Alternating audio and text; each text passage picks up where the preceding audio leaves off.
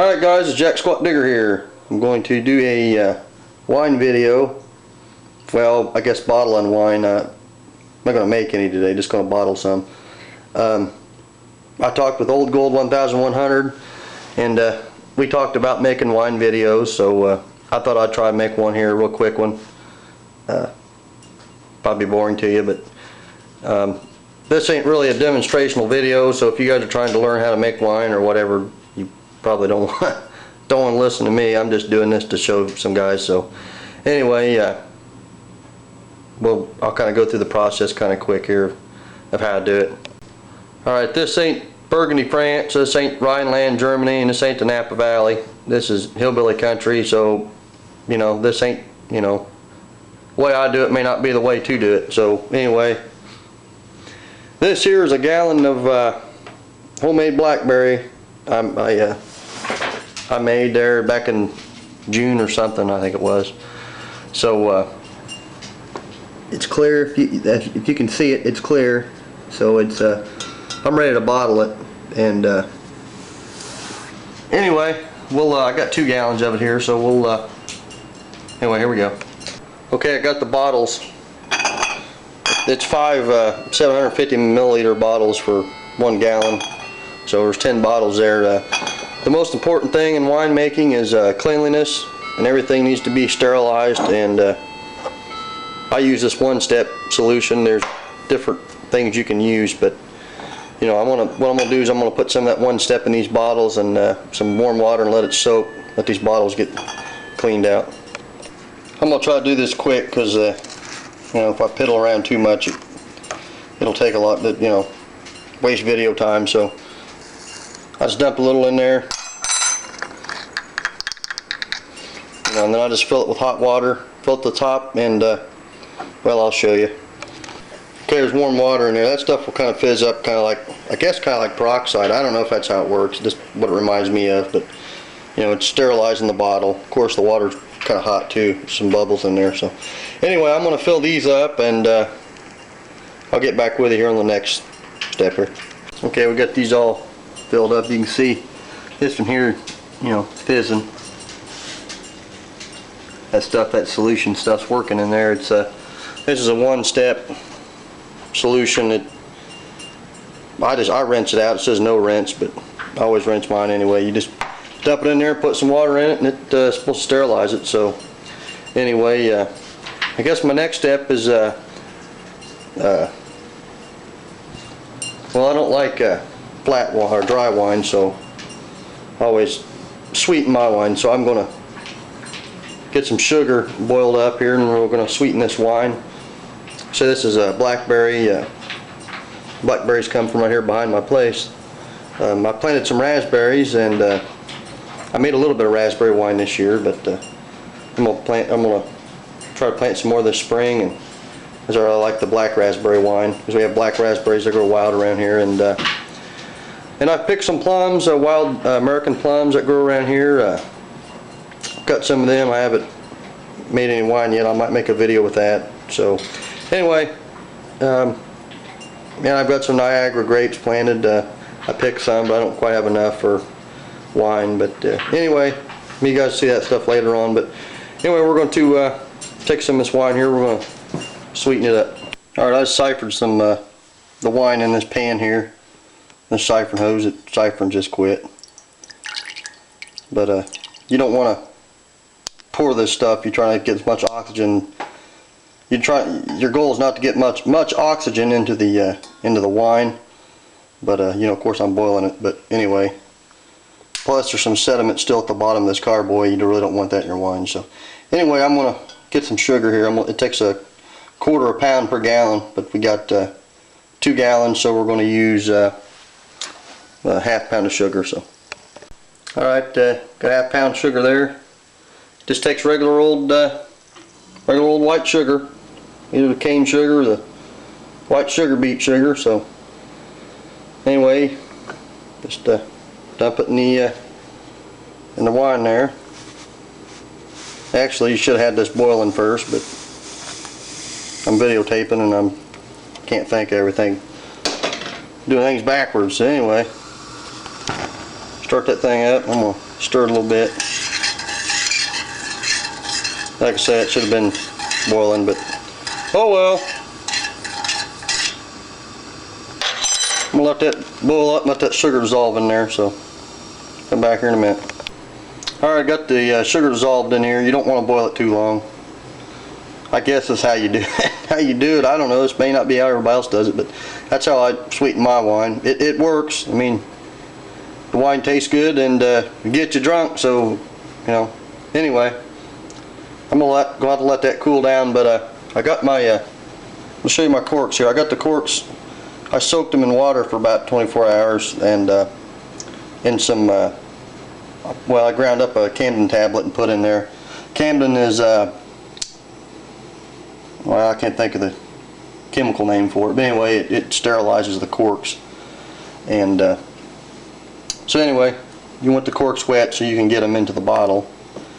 You know, if they're dry, it'd be a pain in the butt to get them in there. So anyway, that stuff's going to have to dry for a while, and stuff's still fizzing here, so I'll get back with you here when everything cools down. Alright, I'm back here checking on my wine there. We're getting up to about 100 degrees, about 40 degrees Celsius, so still a little warm. But I'm going to add this stuff here, potassium sorbate stabilizer, which probably ain't good for you, but drinking ain't either, I guess. But anyway, it calls for half a teaspoon of this. What this does is this kind of kills the any of the extra yeast that might still be in your wine, because it'll react to that sugar that I just put in the wine there, and you know, can start re-fermentation and blow your corks off. So anyway, I don't have a half a teaspoon, so all I got, for some reason on this thing, I got quarter, so I'm going to put 2 quarters in there.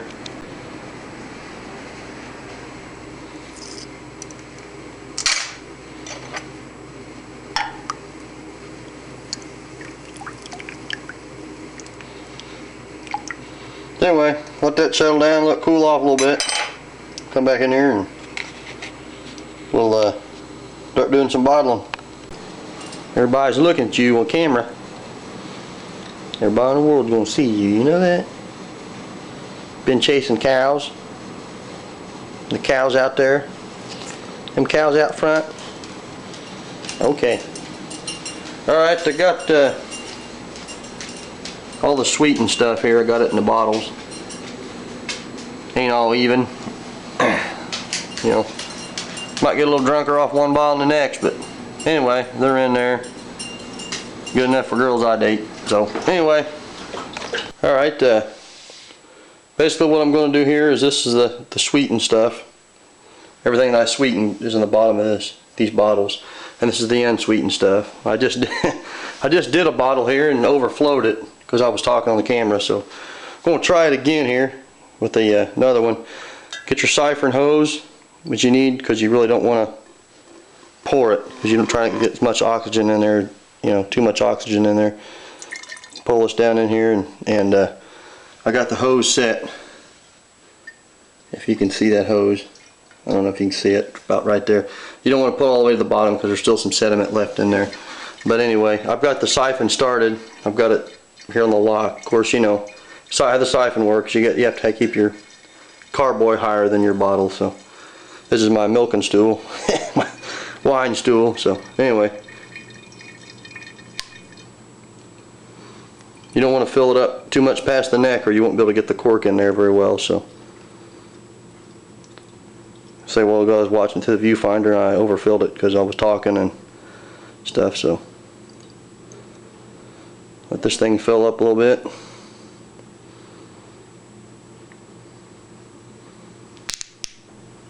You're going to have a little bit come out. So.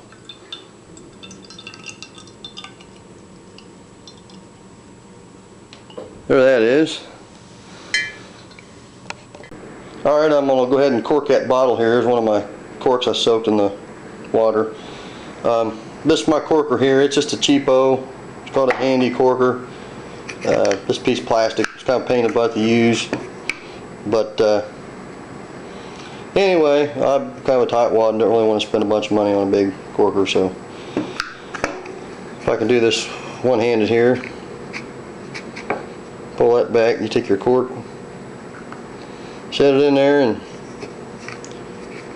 come over here on the floor, because you got to do it on the floor or I'll spill it. I got this old towel here, I just spilled wine all over. Let me see if I can, like say your cork comes through the bottom of that hole there. If I can get this camera set somewhere here, I'll show you how to do this. You just set that right over the bottle there. Okay, I guess you guys can see that. I'm gonna step here in this wet towel here on this wine with my socks on. Anyway, I'm going to put this cork in the bottle here.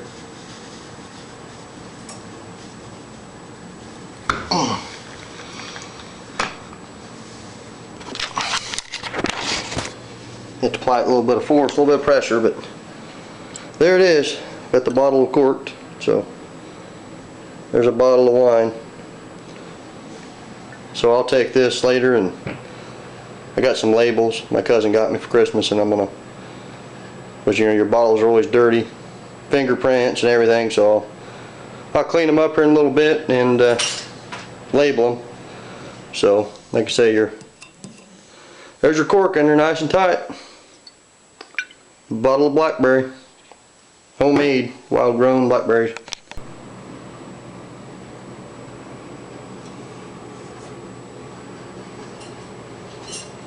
Here we go. 10 bottles of blackberry wine. And I got some labels here somewhere. I'm going to put them on there and ready to go. I'm going to taste some of this stuff here in a minute. Got them all labeled up there. I'm going to try one of these here, test it out, see what it tastes like.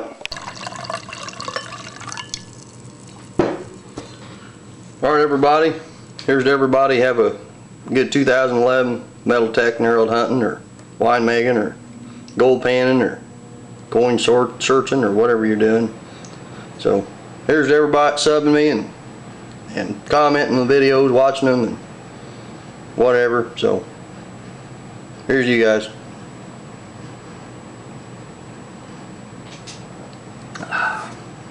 That's pretty good stuff. Well, may have to finish that up tonight. Thanks for watching.